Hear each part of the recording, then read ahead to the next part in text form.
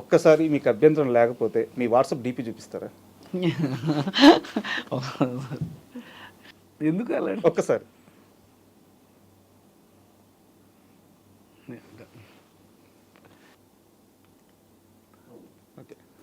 Okay sir. అంటే ఎందుకు అడిగానంటే మీరు గతంలో రాజమౌళి గారి గురించి చాలాసార్లు మాట్లాడారు. మీ డీపీ చూసుకుంటే ఇప్పుడు ఆ డీపీ చూస్తుంటే ఏదో ఒక డైరెక్టర్ ఒక యాక్టర్ ఫోటో తీసుకున్నట్లేదు, ఒక తండ్రి దగ్గర కొడుకు కూర్చొని ఫోటో తీసుకున్నట్టు ఉంది. నిజంగానే నాకు తల్లి తండ్రి గురువు దైవం రాజమౌళి సార్. ఎందుకంటే మనకి ఆకలితో ఉన్నప్పుడు అన్నం పెట్టిన వాళ్ళు మాత్రం దేవుడితో సమానం మనకి. తర్వాత మనకు ఆకలి తీరిన తర్వాత అంటే చాలామంది మంచి ఎందుకంటే అలాంటి డైరెక్టర్స్ లేకపోతే నేను లేను ఇప్పటికీ కూడా. ఓ చంద్ర సిద్ధార్థ గారు, కరుణాకరణ్ గారు, మెహర్ రమేష్ అన్న, అందరూ నాకు సినిమాలు ఇచ్చిన ప్రతి ఒక్కరు కూడా నాకు చాలా బాగా చూసుకున్నారు సార్. కానీ నాకు యాక్టింగే రాదు, అసలు ఏమీ తెలియదు. అలాంటి టైంలో సై అనే సినిమా నన్ను నమ్మి, అరే వీడు బాగున్నాడు, వీడు బాగా చేస్తాడు అని నన్ను నమ్మి నన్ను తీసుకున్నందుకు నేను ఇప్పటికీ రాజమౌళి సార్కి రుణపడి ఉంటాను. ఎందుకంటే మదర్ ఫాదరు మనల్ని పుట్టించి మనల్ని కని ఇది చేశారు. కానీ ఒక గురువు మాత్రం మనల్ని ప్రయోజకులు చేస్తారు. ఏమీ రానప్పుడు అంటే వీడు బాగున్నాడు, వీడు మనం తయారు చేయొచ్చు అని చెప్పి నన్ను 2 months ట్రైనింగ్ ఇచ్చి, డైలాగ్ క్యారెక్టరైజేషన్ ఇచ్చి ఆయన తర్వాత నేను ఇన్ని సినిమాలు చేయడానికి ఒక సై అనే ఒక సినిమా చాలా కారణం. అది ఎప్పుడు మనం ఎక్కిన మెట్లు ఎప్పుడు మర్చిపోకూడదు, అన్నం పెట్టిన వాళ్ళని ఎప్పుడు మర్చిపోకూడదు. అంటే ఢిల్లీకి రాజైనా సరే తల్లికి కొడుకే, అలాగా రాజమౌళి సార్ ఆస్కార్ తీసుకున్న ఏం చేసినా సరే నాకు మాత్రం గురువు, తండ్రి తల్లి. నిజంగా ఆ ఫీల్ నాకు ఎప్పుడు ఉంటుందండి. అది మనం ఏం చెప్పుకోకర్లేదు, మన హార్ట్లో ఉంటే చాలు. అదే అంటే ఇప్పుడు మీ డీప్ అయితే ఎవరు చూడరు కదా, పెట్టుకోవాల్సిన అవసరం లేదు. అవును, అదే ఒకరికి మనం చెప్పుకోకర్లేదు, అది మన హార్ట్లో మనకు ఉంటే చాలు ఇప్పటికి. అండ్ మీరు నూనాంగ్ నచ్చే సినిమా చూసారా? అవునండి, నూనాంగ్. దాంట్లో వెంకటేష్ ప్రకాష్ రాజ్ దగ్గరికి వెళ్ళినప్పుడు ఏమొచ్చాను అడుగుతాడు, ఏదొచ్చా అంటారు. సేమ్ అదే సీన్ మీరు రాజమౌళి గారి దగ్గర క్రియేట్ చేశారు. అవునండి, అంటే ఏమొచ్చా చెస్ వచ్చని చెప్పారంటే అంటే నిజంగా అంటే అది game, rugby game, fight game, అదే టగ్ ఆఫ్ వార్ గేమ్ అని మనకు తెలియదు. మనకు యోచ్ అంటే అరే ఇంత పెద్ద ఆయన అడిగారు. నేను అప్పటికి Rajamouli sir fan. Simhadri cinema release తర్వాత నేను ఆయన ఫ్యాన్ అయిపోయా. అసలు అంత బాగుంటుంది ఇంటర్వెల్ బ్లాక్ బ్యాంక్ చూసిన తర్వాత. So Rama madam, Rajamouli sir వచ్చారు. అందరూ సెలక్షన్స్ మాట, అందరూ జిమ్ బాడీ, హైట్ 6 feet అయి ఉన్నారు. అక్కడ కుమార్ అని ఒక అసోసియేట్ డైరెక్టర్ అన్న ఉండేవారు. అన్న ఉంటే అన్న చెప్పాను, అలా అన్న తప్పన అని ఒక సినిమా ఇంకా అంటే ఫస్ట్ రిలీజ్ అయింది మధ్యలోంచి వచ్చామన్నా, సార్ ఇలా ఇంటర్వ్యూస్ పెడుతున్నారు అని చెప్తే వచ్చామన్నా అంటే, సరే అయితే నేను పంపిస్తాను రాగానే మీరు కూర్చోండి అని చెప్పి నన్ను ఇంకో ఫ్రెండ్ని కూర్చోబెట్టారు.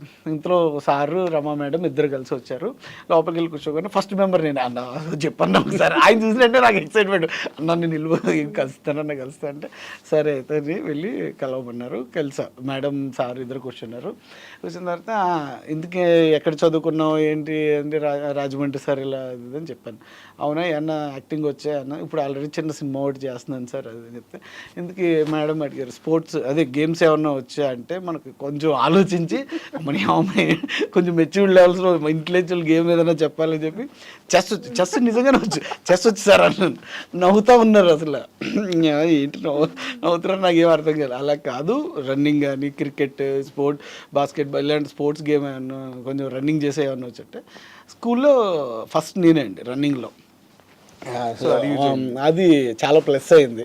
ఇలాగ రన్నింగ్లో ఫస్ట్ మేడం అది ఇది అని చెప్తే అవునా అని చెప్పి అప్పుడు నేమ్ రాసుకున్నారు. మరి స్కూల్ చదవకుండా వచ్చేస్తా అన్నారు మీరు ఇండస్ట్రీకి.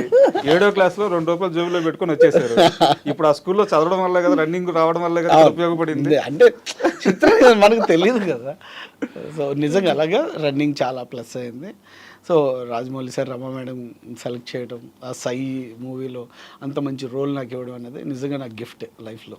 అండ్ మీరు ఏ గురువు గారి దగ్గర అయితే మీ జర్నీ స్టార్ట్ చేశారో ఆ గురువు గారు ఇప్పుడు వరల్డ్ సినిమాకి ఒక ఐకాన్.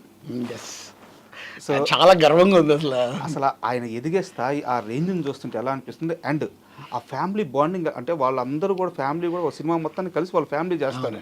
వాళ్ళ రిలేషన్ ఎలా ఉంటుంది రమ రాజమౌళి గారి? నాకు ఎప్పుడు చూసినా సరే అరే ఈ ఫ్యామిలీలో నేను ఎందుకు పుట్టలేదా అన్న ఒక ఫీలింగ్ అయితే ఉంటుందండి.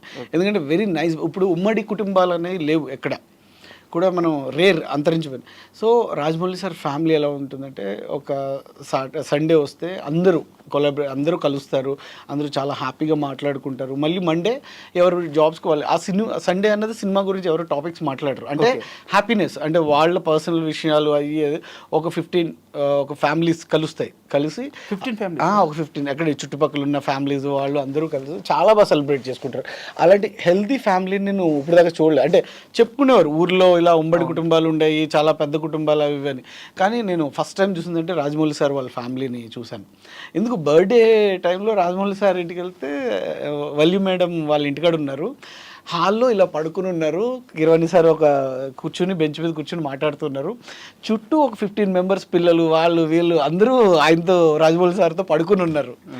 అసలు నాకు ఎలా ఉంటుంది షాక్, అబ్బా రాజమౌళి సార్ కింద పడుకుని అందరితో మాట్లాడుతుంటే ఎంత హ్యాపీ ఫీల్ అనిపించిందంటే, చాలామంది బయట తెలియని వాళ్ళు చాలా ఊహించుకుంటారు, అలా ఉంటారు ఇలా ఉంటారు. It's a very simple.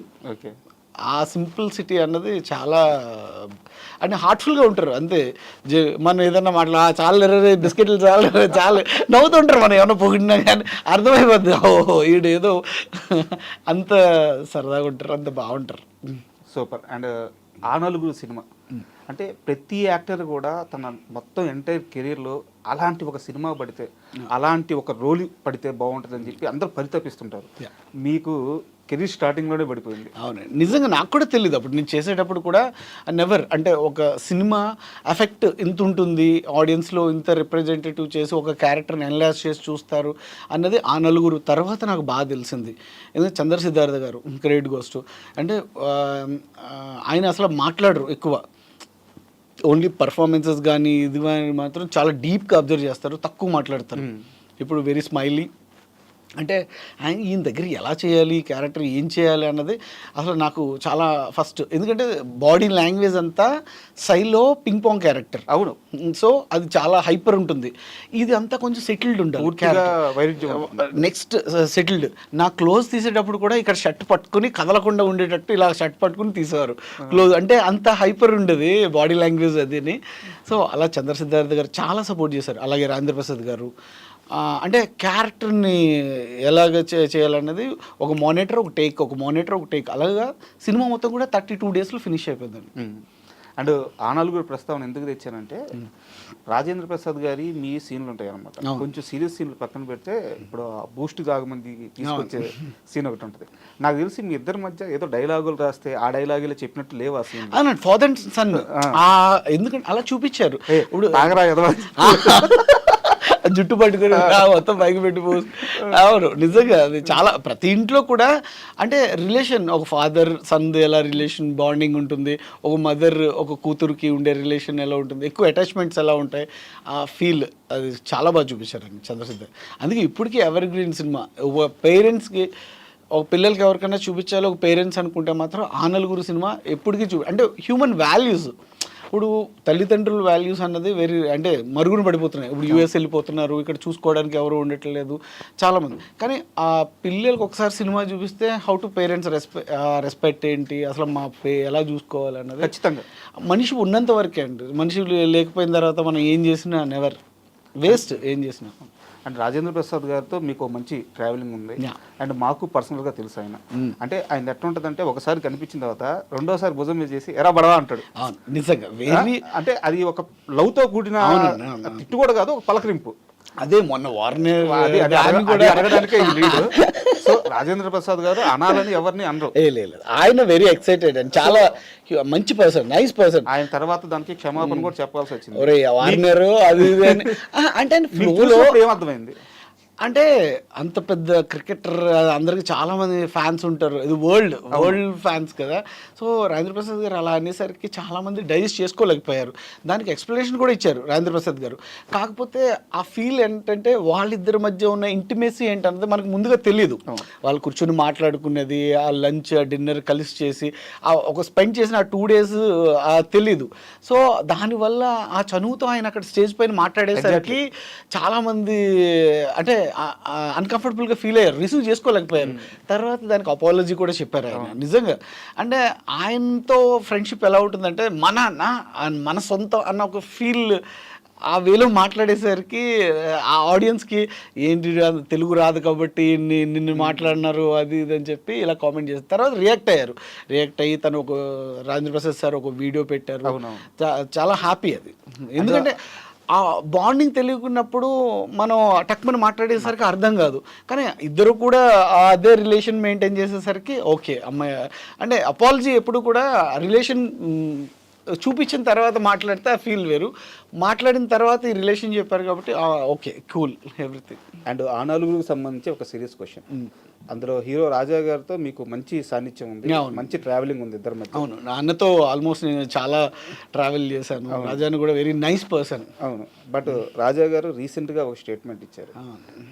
సినిమాలు ఎలా చూస్తారు అసలు, మార్నింగ్ వెళ్ళిపోయి అసలు వేరే నిర్మాత నాకు కూడా చాలా మంది ఫార్వర్డ్ చేశారు, నేను కూడా చూశాను. అంటే ఇక్కడ క్వశ్చన్ ఏంటంటే సినిమా ఉండబట్టే రాజా అనే పర్సన్ అందరికి తెలిసారు. ఎగ్జాక్ట్లీ. ఇప్పుడు ఆయన పాత్ మారింది, ఓకే అది ఆయన చాయిస్, తప్పేం లేదు. బట్ పాత్ మార్చుకున్న తర్వాత సినిమాని తక్కువగా మాట్లాడకూడదు కదా, ఆ కామెంట్స్ని ఎలా చూస్తారు? ఏమంటే రాజా అంటే నాకు చాలా ఇష్టం. ఎందుకంటే యాజ్ మా ఇంట్లో నాకు 2 తమ్ముళ్ళు ఉన్నారు, నాకు అన్నలు లేరు. సో ఆ నలుగురు సినిమా తర్వాత నేను చాలా అన్నగా నాకు చాలా సపోర్టివ్గా ఉన్నారు. నేను కూడా చాలా ట్రావెల్ చేశాను అన్నతో, రాజాన్నతో. So very nice person. But ఆ మాటతో నాకు కూడా మీరు చెప్పినట్టుగానే ఆ మాట అంటే నాకు కూడా బాధ వేసింది ఎక్కడో ఒక కార్నర్లో. ఎందుకంటే తను రికగ్నిషన్ సంపాదించుకుంది, యాజ్ ఇప్పుడు ఫాస్టర్గా వెళ్ళి ఇంతమందికి ప్రజలకి తన బోధిస్తుంది, చెప్తుంది, ఇన్స్పైర్ చేస్తుంది కూడా ఒక సినిమా నుంచే వెళ్ళి. కానీ అలాంటి సినిమాని అవమానించడం అన్నది అంటే ప్రతి శుక్రవారం లైన్లో నుంచుని సినిమాలు ఎలా చూస్తారయ్యా మీరు అంటే, ఈయన సినిమా కోసం కూడా చాలామంది లైన్లో నుంచి చూశారు కదా. చూడకుండా ఆనంద్ అనే అంత పెద్ద హిట్ రాలేదు, ఆ నలుగురు రాలేదు, వెన్నెల అనే సినిమా రాలేదు, భద్రాద్రి, చాలా సో మెనీ ఫిలిమ్స్ తను చేసినవి కూడా ఒక రికగ్నైజ్డ్ ఆర్టిస్ట్గానే తను అందులోకి వెళ్ళి ఇంత క్రేజ్ని సంపాదించుకోవడం జరుగుతుంది. సో అలాంటిది మొన్న కూడా నేను కొన్ని రీల్స్లో నాకు ఫార్వర్డ్ చేశారు. ఏది 2 కోట్లు ఇస్తారు, ఒక 2 months ముందు నా దగ్గరికి వచ్చి ప్రొడ్యూసరు వాళ్ళు మళ్ళీ వెనక్కి తిరిగి కూడా చూసుకోకుండా నేను సమాధానం చెప్పాను. అవన్నీ వెరీ ఇప్పుడు ఆర్టిస్టులు అన్న వాళ్ళకి కులాలకి, మతాలకి, ప్రాంతాలకి అసలు సంబంధం లేదు. అది యూనివర్సల్. ఇప్పుడు తమిళ్లో విజయ్ గారు ఉన్నారు, క్రిస్టియన్. కేరళలో ఉన్నారు, చాలామంది క్రిస్టియన్స్ ఉన్నారు. సో మన దాంట్లోనే చాలామంది క్రిస్టియన్స్ ఉన్నారు. కన్నడలో ఉన్నారు. అది చెప్తున్నాను, సినిమాకి కులాలు, మతాలు, క్రిస్టియన్స్, ముస్లిమ్స్, హిందూస్ అందరూ ఉన్నారు. అంతే తప్ప ఒక హిందువే యాక్ట్ చేయాలి, ఒక క్రిస్టియన్ యాక్ట్ చేయకూడదు, ఒక ముస్లిం యాక్ట్ చేయకూడదు, అలాంటిది ఏమీ లేదండి. అన్నిటికీ అతీతంగా ఉన్న ఏకైక industry film industry. So Rajan అలా అనడంతో నాకు చాలా బాధ అనిపించింది. ఎందుకంటే ఒకటి చిరంజీవి గారిని చూసి ఒక ఇన్స్పైర్ అయ్యి, మనం చిన్నప్పటి నుంచి ఆయన్నే చూసి ఇన్స్పైర్ అయ్యి ఇండస్ట్రీకి వచ్చి, చిరంజీవి సార్ కూడా ప్రతి ఒక్క ఆర్టిస్ట్ని కూడా అంత బాగా దగ్గర తీసుకుంటారు, అంత బాగా ప్రేమిస్తారు, అంత బాగా చూసుకుంటారు. ఎవ్రీ హీరోస్, ప్రభాస్ అన్న కానీ, వెంకటేష్ బాబు గారు కానీ, నాగార్జున గారు కానీ, బాలయ్య బాబు గారు కానీ, ఈ కులాలు, హిందూ, ముస్లిము ఇలాంటి తేడాలు కానీ ఏముండవు. కానీ ఒక ఇన్స్పిరేషన్గా అవతల వాళ్ళకి ఒక స్టేజ్ పై నుండి ఒక ఫాదర్గా ఒక అంతమంది చెప్తునేటప్పుడు ఇలాగ సినిమా గురించే ఎక్స్పెషల్లీ మాట్లాడి చెప్పడం అన్నది నాకు ఎక్కడో బాధ అనిపించింది. సీరియస్గా అది కరెక్ట్ కూడా కాదు. సనాతన ధర్మం అనేది హిందూ ధర్మం. ఇప్పుడు నేను హిందూ అయితే నా దేవుడు గొప్ప, అంతే తప్ప ఒక దేవుడిని పక్క దేవుడిని అవమానించి పక్క కులాన్ని దూషించే హక్కు, రైట్స్ మనకు లేవు. ఇప్పుడు నా ఇష్టం, నేను క్రిస్టియన్గా మారాలనుకుంటే డెఫినెట్గా నాకు అనిపించాలి, నేను మారిపోతా. ఒక ముస్లింగా మారాలి, ఒక ముస్లింగా నాకు అనిపించాలి, నేను మారుతా. అంతే. మొత్తం అంటే ఫోర్స్ చేసి వాళ్ళు నాకు ఇలా జరిగింది, నీకు ఇలా జరుగుతుంది, మీరు కూడా రండి అనడంలో అర్థం లేదు. ఎందుకంటే అందరూ ఒకటే, మన మనుషులు. ఫస్ట్ ఆఫ్ ఆల్ కులాలు, మతాలు ఇవన్నీ పుట్టినాయి తర్వాత. కానీ ఒక మతం గురించి, ఒక కులం గురించి ఇన్స్పైర్ చేసి అది మూవీతో కంపేర్ చేసి సినిమా గురించి ఒక ప్రొడ్యూసర్ నాకు 2 కోట్లు ఇస్తాడు అయినా నేను వెళ్ళలేదు అంటే అది అన్న ఒపీనియన్, పర్సనల్ ఒపీనియన్. అంతే తప్ప అది చెప్పి జనాల్ని ఏదో ఇన్స్పైర్ చేసి మార్చడానికి కోసం ట్రై చేయడం అన్నది నాకు కరెక్ట్ అని అనిపించలేదు. సో నాకు కూడా సమ్ ఫీల్ ఉంది ఖచ్చితంగా. మీరు ఇప్పుడు మాట్లాడారు కాబట్టి నేను చెప్తున్నాను. అయితే నాకు అనిపించిన ఫీల్ అది కరెక్ట్ కాదని నా ఫీలింగ్. ఇప్పుడు దేవుడు అన్నది పర్సనల్, మన హిందూ సనాతన ధర్మం. ఇప్పుడు కర్మ ఎవరు చేసినా తప్పు ఎవరు చేసినా అది అనుభవించాలి. అది మంచి చేస్తే మంచి తిరిగి మళ్ళీ మనకు వస్తుంది, చెడు చేస్తే తిరుగు అది కూడా మనమే ఫేస్ చేయాలి. ఆ రెండు మనం ప్రతి ఒక్క మనిషి ఫేస్ చేస్తున్నప్పుడు ఎవరి దేవుడు ఇప్పుడు రంజాన్ మనం రంజాన్ జరుపుకున్నాం, అందరూ హిందూ ముస్లిం బాయ్ బాయ్ అన్నారు. ఓకే, మనం ఎప్పుడు ఆంధ్రాలో కానీ ఎక్కడైనా సరే హిందూ ముస్లిం బాయ్ బాయ్ అంతే, మన బ్లడ్ ఒకటే, ఎవ్రీథింగ్ అన్నీ ఒకటే అయినప్పుడు ఎస్పెషల్లీ సినిమా నన్ను దేవుడు మార్చాడు, సినిమా నుంచి నేను బయటకు వచ్చాను, మీరు కూడా వచ్చి చూడండి, మీరు కూడా దేవుళ్ళలో ఐక్యమైపోండి, మీరు ఈ క్రిస్టియానిటీ తీసుకోవడంలో అర్థమేం లేదు.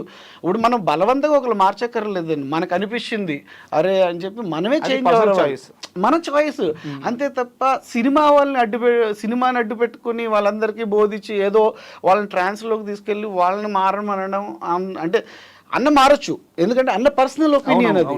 కానీ వేరే వాళ్ళకి మన సినిమా వాళ్ళని బ్యాడ్ చేసి తను అన్న కూడా వెళ్ళింది సినిమా నుంచే కదా, సినిమా నుంచే వెళ్ళి తను అలా చెప్పడం అన్నది నాకు అందుకు అంత కరెక్ట్ అని అనిపించలేదు.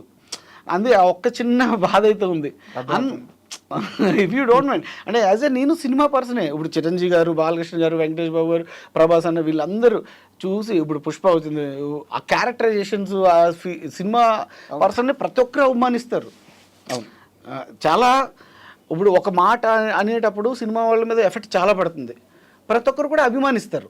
ప్రతి ఒక్కరు అంటే దీనికి కులాలకి మతాలకి ఎటువంటి సంబంధం లేకుండా అతీతంగా ఉన్నదే ఒక సినిమా ఇండస్ట్రీ. సో ఆ సినిమా గురించి కంపేర్ చేయకుండా వేరే ఏదైనా మాట్లాడి వాళ్ళని ఇన్స్పైర్ చేసినా బాగుంటుంది. కానీ ప్లీజ్ నాకు ఎందుకు చిన్న బాధ అని అనిపించింది. అర్థమవుతుంది సార్. సరే టాపిక్ పక్కన పెట్టేద్దాం, ఎమోషనల్ అయిపోతున్నారు. అంటే ఎందుకు అవుతున్నారంటే మా అన్న ఇలా ఉండకూడదు. ఎగ్జాక్ట్లీ, సీరియస్లీ నాకు అనిపించింది. ఎందుకంటే ఫస్ట్ మన సినిమాయే ప్రాణం, సినిమాయే ప్రపంచం, సినిమాయే లోకం. అక్కడి నుంచి మనం వెళ్ళి అవతల వాళ్ళకి మన గురించి మళ్ళీ ఆ బ్యాడ్గా చెప్పి ఇది చేయడం అన్నది నాకు ఎందుకో చిన్న ఇది అనిపించింది. ఓకే సార్, అంటే పక్కన పెట్టేద్దాం, మీరు ఎమోషనల్ అయిపోతున్నారు.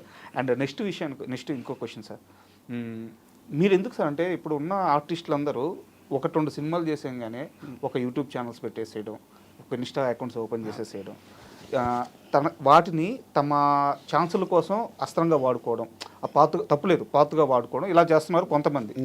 మీరు ఎప్పుడు అలాంటి ప్రయత్నాలు చేయలేదు. అండ్ ఈ క్వశ్చన్తో కంటిన్యూడ్ క్వశ్చన్ ఇంకోటి ఉంది. కొంతమంది ఇలాగే స్టార్ట్ చేసి బెట్టింగ్ యాప్స్ ప్రమోషన్ చేసి లక్షలు సంపాదించి ఈరోజు అందరి చేత విమర్శలు ఎదురు వస్తున్నాయి వాళ్ళకి. అండ్ మీరు ఎందుకు అసలు అంటే ఆ సోషల్ మీడియాలో మీకంటూ ఒక ప్లాట్ఫామ్ క్రియేట్ చేసుకోవడానికి కారణం ఏంటి? నిజంగా మీరు అన్నట్టు బెట్టింగ్ యాప్ నాకు కూడా వచ్చింది, ఇలాగా ఒక గేమ్ని ప్రమోట్ చేయమని చెప్పి వచ్చింది. ఓకే, బిగ్ మన ఇది సో కార్డ్స్ గేమ్. ఓకే, అదే. సో నాకు ఎందుకో అది కాదండి. ఇప్పుడు నేను కొంతమందిని చూసా, నా దగ్గర మార్నింగే వాళ్ళకి గేమ్లో 3,000 రూపాయలు వస్తాయి. సో సాయంత్రం అయ్యేసరికి వాళ్ళు 30,000 అప్పు చేస్తారు. ఈ 3,000 వచ్చినాయి అన్న ఎక్సైట్మెంట్తో వాళ్ళు అందులోనే పోతూ ఉంటాయి. నేను చూసా. సో నెక్స్ట్ వాళ్ళని అడిగి వీళ్ళని అడిగి 1,000 రూపాయలు అయ్యాన్ని, 2,000 అయ్యాన్ని. సో అలాగా సాయంత్రం అయ్యేసరికి వాళ్ళకి 30,000 అప్పు చేస్తున్నారు.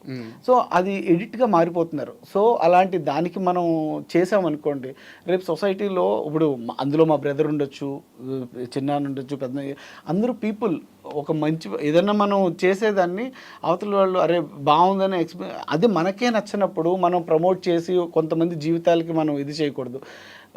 ఫ్రీ మనీకి మనం ఎక్కువ ఎప్పుడైనా సరే డైవర్ట్ అయ్యామనుకోండి, మనం కష్టపడే మెంటాలిటీ చాలా తగ్గిపోతుంది. సో ఎప్పుడైనా అదే చెప్తున్నాం కదా, మార్నింగ్ ఒక్కసారి మీరు 2 గేమ్స్ ఆడితే 3,000 వచ్చింది అనుకోండి, మీరు ఆశ ఎలా ఉంటుంది?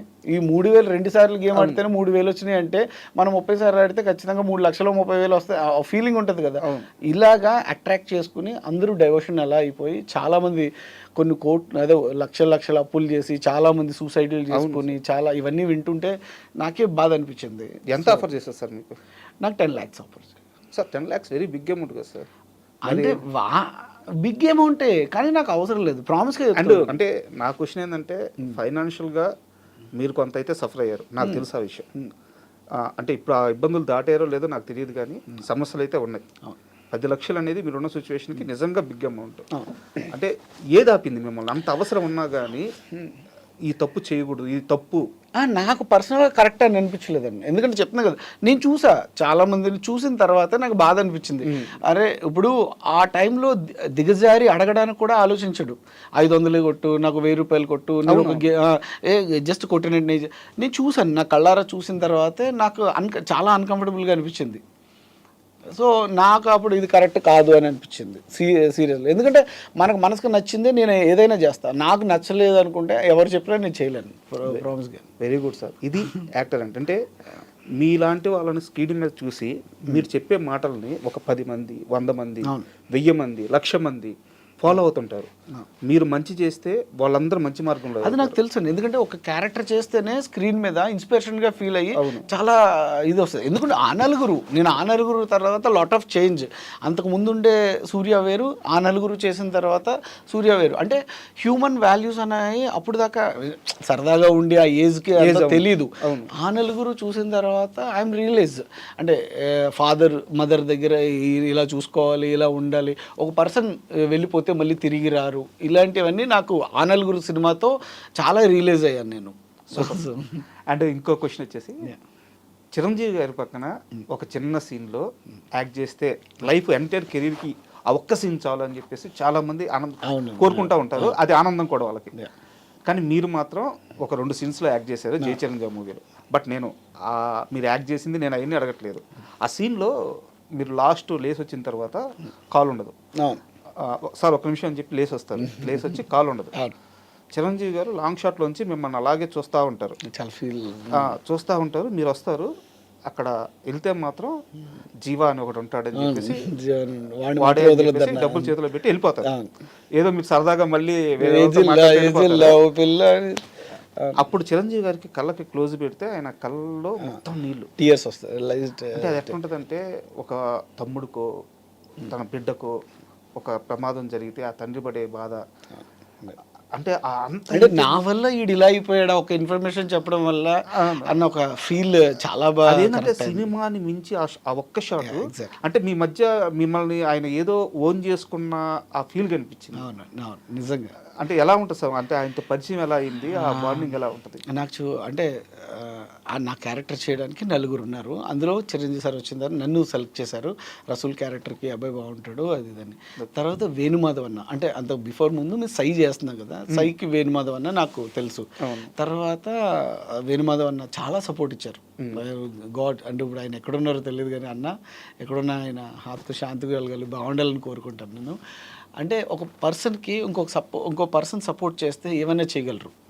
సో అలాగే చాలా టెన్షన్ ఉండేది. చిరంజీవి సార్ ఆయన్ని చూస్తూ పెరిగి, ఆయన చూస్తూ ఇంట్లో మంచాలు ఎరగొట్టి డాన్సులు వేసి ఇన్ని చేసిన పర్సన్ నిజంగా ఆయన ముందు ఫేస్ చేసి యాక్ట్ చేయాలంటే నాకు చాలా చాలా ఆ రోజు నైట్ మొత్తం నిద్రపోలేదు నేను. సుబ్బారావు గారు కో డైరెక్టర్ గారు నైట్ మార్నింగ్ 7:30కి నువ్వు అన్నపూర్ణ 7 acresకి రావాలమ్మా, షూట్ ఉంటుంది రేపు అది అని చెప్పగానే నాకు అసలు అంటే ఆయన చూడగానే ఫేస్ చేయగలను, నేను ఏం మాట్లాడాలి ఫస్ట్, ఆయన ఎలా ఫీల్ అవ్వాలి, నేను నైట్ అసలు నిద్రలేదు సీరియస్లీ.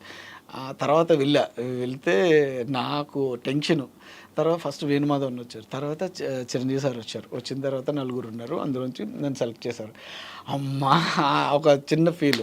తర్వాత వెళ్ళి డ్రెస్ కాస్ట్యూమ్ అది ఇచ్చారు, వేసుకుని వచ్చాం. తర్వాత డైలాగ్స్ చెప్పారు. డైలాగ్స్ మొత్తం అంతా టక్మని బ్రెయిన్. ఆ రోజే చెప్పారు డైలాగ్స్? ఆ రోజే అప్పటికప్పుడు చెప్పారు. మొత్తం అంతా బ్రెయిన్లో ఉంది. తర్వాత వేణుమాధవ్ అని వచ్చారు. వచ్చిన తర్వాత చిన్న టెన్షన్ పడి చూసి, అరే నువ్వేం టెన్షన్ పడకు, నీ డ్రీమ్ అంటూ ఒకటి ఉంది కదా, ఇప్పుడు చిరంజీవి సార్తో చేయాలని ఎంతోమంది ఆర్టిస్టులు ప్రతి ఒక్కరు అనుకుంటారు, బట్ నీకు ఛాన్స్ వచ్చింది, నువ్వు ప్రూవ్ చేసుకో అన్నారు. డన్. ఇంక నాకు నిజం చెప్తున్నానండి, నాకు చిరంజీవి సార్ కనపడలేదు. అంటే నేను ఇప్పుడు ప్రూవ్ చేసుకోవాలి, ఇప్పుడు నేను ప్రూవ్ చేసుకుని ఆయన నన్ను మెచ్చుకోవాలి, ఏదో ఒకటి చేయాలి అని చెప్పి ఆ ఫీల్తో నేను ఒక మానిటర్ ఒక టేక్ అసలు 3 days వేసిన షెడ్యూల్ 2 daysలో ఫినిష్ అయిపోయింది. ఓకే. చిరంజీవి సార్ కూడా చాలా సపోర్ట్ చేశారు. శ్రీనివాస్ అని కాళ్ళకి సీజీ చేస్తారు కదా, ఆయన్ని తీసుకొచ్చి ఇంట్రడ్యూస్ చేసి, అంటే అంత పెద్ద చిరంజీవి సారు ఒక సీజీ పర్సన్ తీసుకొచ్చి నాకు పరిచయం చేయాల్సిన అవసరం లేదు, కాలుకి కాటన్ అది కట్టి ఇది చేయాల్సిన అవసరం లేదు. అంటే ఒక ఆర్టిస్ట్ మీద ఆయన చూపించే ప్రేమ ఎలా ఉంటుందంటే, ఇప్పటికి మొన్న వెళ్ళి నేను అప్పుడు కలిసినా సరే లేచి నుంచుని మాట్లాడతారు, సార్ ప్లీజ్ సార్ కూర్చోండి సార్, మీరేంటి సార్ లేచి. మనకి ఎలా ఉంటుందంటే గుండెలు కొట్టుకుంటూ ఉంటాయి ఓ పక్కన. కానీ అంత ప్రేమగా చూడటం అన్నది అవతల తట్టుకోలేరు. అందుకే this the number 1 megastar Chiranjeevi sir. Super అండి. అండ్ అలాగే మీరు బాలకృష్ణ గారితో కూడా 2 సినిమాలు యాక్ట్ చేశారు. నేను 4 సినిమాలు చేశాను. 4 సారీ. ఒక్క మగాడు చేశాను, ఓకే. సింహ చేశాను, మహారథి చేశాను, డిక్టేటర్ చేశాను. 4 సినిమాలు చేశాను. అంటే ఆయనతో బాండింగ్ ఎలా ఉంటుంది? బాగుంటుందండి. ఐ మీన్ బాలకృష్ణ గారు అంటే చాలా సీరియస్ గా ఉంటుంది. లేదండి లేదు, నేను 1 వీక్ ముందు ఇప్పుడు అఖండ 2 జరుగుతుంది, అన్నపూర్ణలో ఫైట్ సీన్ జరుగుతుంది, ఆది ఆది బాబుని బాలయ్య సార్దని అఖండ 2లో ఆది బాబు అంటే ఆది పిన్సెట్టి ఆది విలన్ క్యారెక్టర్. ఓకే. ఫైట్ జరుగుతుంది వాళ్ళది అఖండ 2లో. అఖండ 2లో. సో నేను వెళ్ళి బోయపాటి సార్ని కలవడం జరిగింది. కలిసినప్పుడు బయటకు వస్తుంటే బాలయ్య బాబు గారు కూర్చున్నారు. బాబు నమస్తే సార్ అంటే రారా కూర్చో అని కూర్చోబెట్టారు. చాలాసేపు 15 మినిట్స్ మాట్లాడారు. నాకేంటి టెన్షన్, అది ఏం చాలా అంటే మధ్యలో గ్యాప్ చాలా రోజులు అయింది కదా, ఇంకేంటి ఏం చేస్తున్నావు, ఏ సినిమాలు చేస్తున్నావు, అది అని చాలా బాగా అడిగారు. అంటే అవతల వాళ్ళు ఎందుకు బాలయ్య సార్ కొడతారు తిడతారు అంటే ఇట్స్ అ టైమింగ్. అవతల వాళ్ళు ఎక్సైట్ అయిపోతుంటారు, ఆడియన్స్ చాలామంది ఇప్పుడు అభిమానులు ఎక్సైట్ అయిపోయి మీద పడిపోతూ ఉంటారు, ఆయన చేయి పట్టుకు లాగేస్తూ ఉంటారు. అభిమానంతో ఏం చేస్తారన్నది ఆ టైంలో తెలీదు, అందుకే చూసి ఫట్మన్ ఒక ఎవడైతే ఎక్సైట్మెంట్ ఉంటాడో ఆ నోడు కొడతారు, మిగతా వాళ్ళు అందరూ కంట్రోల్ అవుతారు. ఇప్పుడు అంతే తప్ప ప్రేమతోనే మళ్ళీ అలా అని చెప్పి ఏదో ఆడి మీద మళ్ళీ రా అని చెప్పి మళ్ళీ ఆడనే పిలిచి మళ్ళీ ఫోటో ఇస్తారు. అంత అంటే హార్ట్లో ఏ ఉండదు, బంగారం అంతే, ఓపెన్గా మాట్లాడేస్తారు, ఏదైనా ఉంటే తిట్టేస్తారు, కొట్టాలని మీద కొట్టేస్తారు, అంతే తప్ప మనసులో ఏమీ పెట్టుకోరు. సో అంటే కాసేపు సినిమాల విషయం పక్కన పెట్టేద్దాం. నేను మోతీనగర్లో ఉంటాను సార్. నేను రాజీవ్ నగర్లో ఉంటాను. తెలుసు. ఇప్పుడు అక్కడ మన ఆంజనేయ స్వామి టెంపుల్ ఉంది కదా, అక్కడ ఎప్పుడు వెళ్ళినా కానీ మీరైతే కనిపిస్తూ ఉంటారు టెంపుల్లో. బాగా భక్తి ఎక్కువ. అవునండి, ఈజ్ అ గాడ్. నేను శివుడిని బాగా నమ్ముతాను. ఎందుకంటే శివుడు మీన్స్ అంటే పంచభూతాలే మన పవర్, అంతే. మనకు దేవుడు ఎప్పుడు కనిపించరు, ఏం లేదు. మనం చేసే మంచే మనకు తిరిగి వస్తుంది, మనం చేసే చెడే మళ్ళీ తిరిగి వస్తుంది. సో ఇట్స్ అంటే మన మైండ్ పీస్ఫుల్గా ఉండాలంటే ఇట్స్ ఎ గాడ్. ఎవరో ఒకరికి సరెండర్ అవ్వాలి మనం. సో నేనైతే గాడ్కి సరెండర్ అవుతాను. ఆ రోజు శివరాత్రి సంథింగ్ ఏదో రౌండ్స్ తిరుగుతా ఉన్నారు మీరు, చాలా రౌండ్స్ తిరిగారు. అంటే ఏం లేదండి, మనం ఎలాగో వాకింగ్ ఓ పార్క్లో తిరిగేది, ఏదైనా గుళ్ళో తిరిగితే కొంచెం ఏదైనా పీస్ఫుల్ ఆఫ్ మైండ్, అంతే. నుంచి ఏదో తిరుగుతా ఉన్నాం అని చెప్పి ఏం కాదు, జస్ట్ అంతే. అండ్ ఒక సీరియస్ క్వశ్చన్ సార్, మీ పర్సనల్కి సంబంధించింది. నాకు తెలిసి మీరు సినిమాలో సక్సెస్ అయ్యేదాకా గుడ్ సన్ అయితే కాదు. అవును, ఐఎమ్ వెరీ బ్యాడ్ సన్. మీరు బ్యాడ్ సన్. అండ్ ఒక సినిమాలో సక్సెస్ అయ్యారు, నిలదొక్కున్నారు. బట్ చాలా తొందరగా ఒక 50 సినిమాలు చేసేసారు, చాలా తొందరగా ప్రొడ్యూసర్గా టర్న్ తీసుకున్నారు. నాట్ ఏ ప్రొడ్యూసర్ అండి, ఐఎమ్ ఆర్టిస్ట్ ఓన్లీ. ఆ క్షణంలో ఆ ఒక్క సినిమాకి, కలియుగ మూవీకి, దానికి కూడా మీ పేరెంట్స్ సపోర్ట్ చేసి ఏమేం చేయాలో వాళ్ళ ఆస్తులు కొంచెం అమ్మైనా సరే మీకు ఇచ్చారు. ఇప్పుడు మీ జర్నీ ఇలా సాగుతూ ఉంది. మధ్యలో కొన్ని ఇబ్బందులు, ఇప్పుడు మ్యారేజ్ కాలేదు కదా, మ్యారేజ్ కాలేదు. సో మీరు వాళ్ళకి కొంత ఆనందం ఇచ్చారు, ఎక్కువ బాధ ఇచ్చారు. అంటే మీ విషయంలో వాళ్ళు చూపించే లవ్ ఎలా ఉంటుంది సార్? ఎందుకు అంటే మీకు ఇద్దరు తమ్ముళ్ళు, మీరు అన్న, ముగ్గురు. అంటే స్మాల్ ఫ్యామిలీ కానీ ఇట్స్ అ గ్రేట్ ఫ్యామిలీ అండి. ఎందుకంటే కొడుకు కోసం తల్లిదండ్రులు ఏమైనా త్యాగం చేస్తారని మనం వింటాం కదా, అలాగే వాళ్ళ ఆస్తులు ఇచ్చేసారు, వాళ్ళ గోల్డ్ ఇచ్చారు, వాళ్ళు సంపాదించింది ఎవ్రీథింగ్ అంతా ఇచ్చారు. అలాగే తమ్ముళ్ళు కూడా, ఇప్పుడు ఆస్తుల కోసం కొట్టుకునే ఫ్యామిలీ ఉంటుంది అన్నదమ్ముళ్ళు ఎప్పుడు కూడా. అలాంటిది మా తమ్ముళ్ళు అన్నది చాలా గ్రేట్. ఇప్పుడు అన్న నిలబడతాడు, మనం ఏదైనా చేయాలని సపోర్ట్తో. నిజంగా వాళ్ళిద్దరు కూడా నా కోసం మొత్తం అంతా డెడికేట్ చేశారు.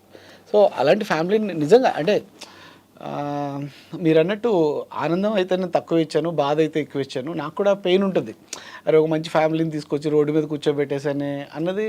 అంటే అప్పుడులో నాకు ఎక్సైట్మెంట్లో తెలియలేదు, అంటే అంత నాలెడ్జ్ లేదు, జ్ఞానం లేదు. మనం ఒక సినిమా చేస్తే టక్మని ఒక 6 monthsలో మంచిగా డబ్బులు వస్తాయి, డబ్బులు తీసుకెళ్ళి మళ్ళీ ఏదన్నా అమ్మ వాళ్ళకి మంచి కొనిద్దాం, అది ఇద్దాం, ఇది. కానీ సిచ్యువేషన్స్ ఇలా అవుతాయి, మన ఫేట్లో ఇలా రాసుంది అన్నది మనకు తెలియదు కదా. ఇంకొక 1 hour తర్వాత ఏం జరుగుతుంది అన్నదే మనకు తెలియదు. సో ఇలాగ టర్న్ అవుతుంది లైఫ్ అంతా అని నేను ఎక్స్పెక్ట్ చేయలేదు. సార్ ఒకటి, మీరు అమ్మ నాన్న దగ్గర నుంచి తీసుకొచ్చిన డబ్బుతో ప్యాక్ ఆడలేదు, ఒక జోదం ఆడలేదు, ఒక తప్పు చేయలేదు, సిన్సియర్గా సినిమాలో ఒక ప్రయత్నం ఎగ్జాక్ట్లీ నాకు అదే హ్యాపీనెస్ ఉంది ఇప్పటికి. ఇప్పుడు నేను పెట్టింది ఎక్కడో ఎవరికో పెట్టలేదు, నా ఇండస్ట్రీలో ఉన్న వాళ్ళకి, లైట్ ఆఫీసర్స్ కానీ టెక్నీషియన్స్ కానీ, ఇక్కడ ఉన్న వాళ్ళకే పెట్టాను. డెఫినెట్గా కళ్ళమ్మతలు ఏదో ఒక రూపంలో తిరిగి బ్యాక్ టు మళ్ళీ మనకు వస్తుంది. ఎవరో ఒకరు డెఫినెట్గా గుర్తించి మళ్ళీ ఒక మంచి క్యారెక్టరో మంచి లైఫో ఏదో ఒకటి ఇస్తారు. అంతే తప్ప నేను ఎప్పుడు అలా ఆలోచించను ఎక్కడికో పోయిన డబ్బులు ఏదో నాశనం చేసేసారు. మీరు అన్నది కరెక్ట్. నా ఫీలింగ్ కూడా, నేను ఇంత కాన్ఫిడెన్స్గా ఇంత హ్యాపీగా ఎందుకున్నాను అంటే ఆ ఒక్క రీజన్. నిజంగా ఎవరొక్క పెట్టలేదు, నేను నా చుట్టూ ఉన్న నా ఫ్యామిలీ మెంబర్స్కే పెట్టాను నేను, అంతే. సీరియస్లీ. సో ఆ విషయంలో అయితే ఎగ్జాక్ట్ మీరు చెప్పింది నేను అన్నది కూడా కరెక్ట్. 100%. అంటే ఇక్కడ ఇంకో క్వశ్చన్ ఏంటంటే దీనికి సంబంధించింది, ఆ క్షణంలో డబ్బులు పోతున్నాయని అర్థమైంది, ప్రమోషన్స్ కూడా మీ దగ్గర డబ్బులు లేకే అతన్ని కలవాల్సి వచ్చింది మీరు. ఎగ్జాక్ట్లీ. సో ఆ క్షణంలో ఒక నిందొచ్చి పైన పడింది, డబ్బులు పోయింది. అమ్మతో ఏం మాట్లాడారు ఆ క్షణంలో? అమ్మతో ఏం మాట్లాడలేదు, అమ్మ నాన్న మాట్లాడరు, నువ్వేం టెన్షన్ పడుకో మేము ఉన్నాం, అంతేనా? అంతే. నేనేం మాట్లాడలేదు. అంటే నిన్ను వాళ్ళకి ధైర్యం ఇచ్చేంత స్టేజ్లో కూడా లేను. అంటే ఐఎమ్ కంప్లీట్ ట్రాన్స్. ఇప్పుడు ఇంత కష్టపడ్డాం లైఫ్లో, అసలు మనం అంటే ఏదో తినాలి ఏదో ఉండాలి అన్నది కాదు, మనకి ఏది దొరికితే అది తిని ఫస్ట్, మనం ఏమి గోల్డ్ స్పూన్ కాదు. అలా ఐఎమ్ ఆఫ్టర్ మిడిల్ క్లాస్. ఈ స్టేజ్ నుంచి ఒకరు ఎదుగుతున్నారంటే మనకు బ్యాక్ సపోర్ట్ కావాలి. మనకు సపోర్ట్ చేసేవాళ్ళు ఎవరు లేరు. మనంతటా మనం ఎదిగితే మనోడే అని చెప్పి నలుగురు హక్ చేసుకుంటారు. ఆ ఎదగడం కోసం చేసిన ప్రయత్నం, ఇల్లు అన్నీ పెట్టి నేను సినిమా చేయడం తప్ప, పోనీ అందులో నేను హీరోని కూడా కాదు, ఒక మెయిన్ లీడ్ క్యారెక్టర్ అంతే. సో ఇలాంటి మంచి ప్రయత్నం, ఆ నలుగురు తర్వాత అన్ని వాల్యూస్ ఆ సినిమాలో ఉన్నాయని పిచ్చే చేశాను నేను. సో అది కాస్త ఇలా అయ్యేసరికి నేను సగం డిప్రెషన్, సగం ట్రాన్స్, ఇది వింటే ఈ మనీ ఎలా చేయాలి, ఎవరిని అడగాలి, ఎక్కడ తీసుకురావాలన్న సిచ్యువేషన్లో ఇంత పెద్దది వచ్చి మళ్ళీ ఇంకో బండరాయి వచ్చి మీద పడితే అమ్మ ఇప్పుడు మామూలు కష్టం. సో నేను ఏం ఫీల్ అవ్వాలి, నాకు ఏం ఫీల్ అవ్వడానికి ఏమనిపించలేదు. నేను ఇలాగే నవ్వుతూ ఉన్నాను అంతే. ఇప్పుడు ఏదన్నా I'm ready to face it. కష్టం వచ్చినా మనమే ఫేస్ చేయాలి, హ్యాపీనెస్ని మనమే ఫేస్ చేయాలి. ఏదైనా మన బాడీ ద్వారా మనం ఫేస్ చేయాలి, అంతే. కర్మ ఈజ్. సో మనకి ఇదంతా రాసి పెట్టుంది కాబట్టి డన్, మనం ఎదుర్కోవాలన్న ఫీల్ వచ్చి ఎవ్రీథింగ్ అన్నీ ఫేస్ చేశా. మీ కళ్ళల్లో కూడా కళ్ళలో బాధలేడు. అది మీరు ఇప్పుడు చెప్తుంటే ఆయన గుర్తొస్తున్నాడు నాకు. సారీ సార్, మిమ్మల్ని ఎమోషనల్ చేయాలని కాదు. అండ్ నాకు పర్సనల్గా అనిపించింది, ఇంత సహాయం చేసిన తల్లిదండ్రుల ఆ ప్రేమ ఎలా ఉంటుంది, వాళ్ళు రుణం తీర్చుకోవాలండి డెఫినెట్గా. పర్లేదు, హ్యాపీ. ఇప్పుడు తినడానికి ఉండడానికి అయితే లోటేం లేదు, కానీ బట్ వాళ్ళకి మంచి అంటే వాళ్ళు బాగా చూసుకోవాలి ఉన్న రోజులు అన్న ఫీలింగ్ అయితే ఉంది. డెఫినెట్గా ఫుల్ఫిల్ చేద్దాం.